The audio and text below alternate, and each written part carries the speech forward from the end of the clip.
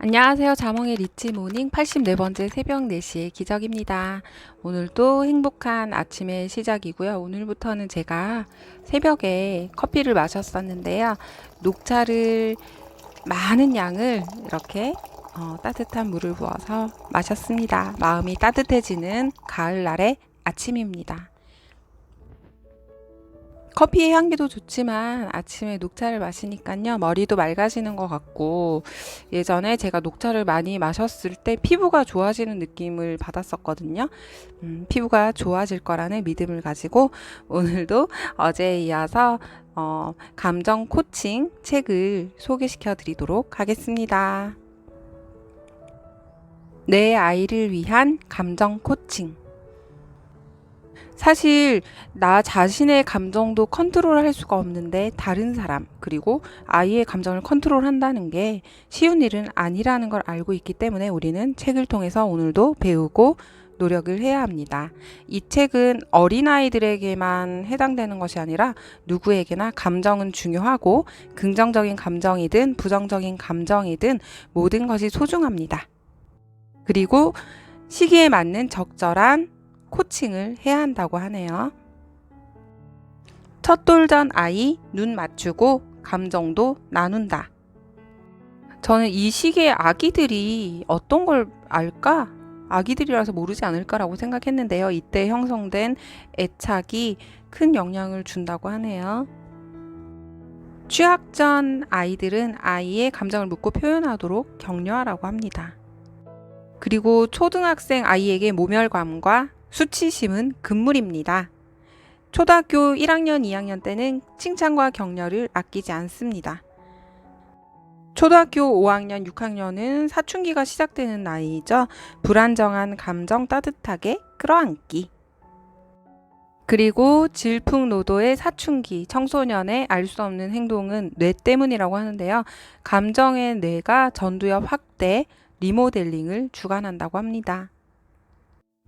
학교 공부뿐만 아니라 좋은 책을 읽고 영화를 보거나 여행을 하거나 새로운 문화를 체험하는 것 등은 모두 청소년기에 해보면 좋은 경험이 됩니다. 그리고 감정의 뇌를 발달시켜야 하는데요. 다양한 경험을 통해서 많은 것을 느끼면서 감정의 뇌를 발달시킬 수 있습니다. 제 아이도 사춘기가 시작이 된 것 같아요. 유독 짜증이 많고 뭐라 그럴까요? 여러 가지 철학적인 사고도 하기 시작했고요. 말투도 험해지고 가끔 친구들과 너무 집중된 시간을 보내고 이제 저의 둥지를 떠나려고 하는 한 마리의 새처럼 조금 거리감이 느껴지기도 하고요. 저 아이가 내 아이가 맞나라는 생각이 들 때도 있어요. 요즘은 아이들이 몸도 정신도 성장이 빠르다고 합니다. 사춘기의 청소년들은 감정 기복이 아주 심한데요.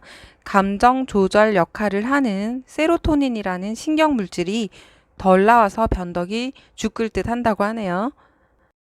아이의 사생활을 인정해주고 아이의 인격을 존중해주고 아이의 결정을 존중해 주어야 합니다. 자, 그렇다면 감정 코칭을 할 수 있는 방법이 어떤 방법이 있을까요? 감정 코칭 5단계가 이 책에 가장 중요하게 소개되고 있습니다. 아이와 교감하는 감정 코칭 5단계. 아이의 감정을 인식합니다. 작은 감정을 보일 때 재빨리 알아차리고요. 행동 속의 숨은 감정에 주목하라. 감정에도 다양한 색깔이 있습니다. 아이의 감정을 인식하기가 어렵다면 물어보라고 합니다. 감정 코칭 2단계는 감정적 순간을 좋은 기회로 삼아야 합니다. 감정이 격할수록 좋은 기회입니다. 작은 감정의 변화를 포착해야 합니다. 감정 코칭 3단계, 아이의 감정 공감하고 경청하기. 긍정적 감정, 부정적 감정 모두 우리는 공감을 해주어야 하고요. 감정을 공감할 때는 언제나 진지하게 해야 합니다. 왜? 라는 질문은 공감의 맥을 끊는데요. 왜 대신 무엇과 어떻게로 접근을 해야 합니다. 아이가 하는 말을 따라하면 감정 공감이 쉽습니다. 감정 코칭 4단계. 아이가 감정을 표현하도록 도와줍니다. 감정에 이름을 붙여줍니다. 제가 감정에 이름을 붙여주는 것을 감정 라벨링이라고 들어본 적이 있거든요. 감정에 이름을 붙여주면 효과적으로 대처할 수 있다고 합니다. 아이 스스로 자기 감정을 표현할 수 있도록 도와줍니다.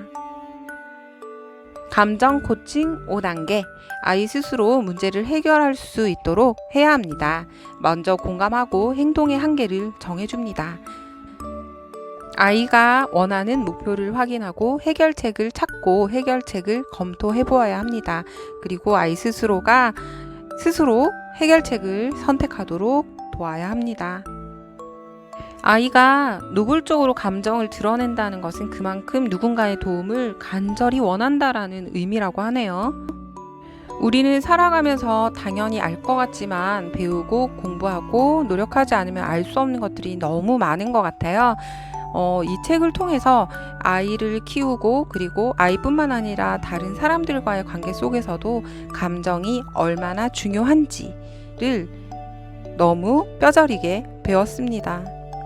내 감정뿐만 아니라 소중한 사람들의 감정을 이해하고 더 사랑할 수 있는 그런 하루가 되셨으면 좋겠습니다. 감사합니다.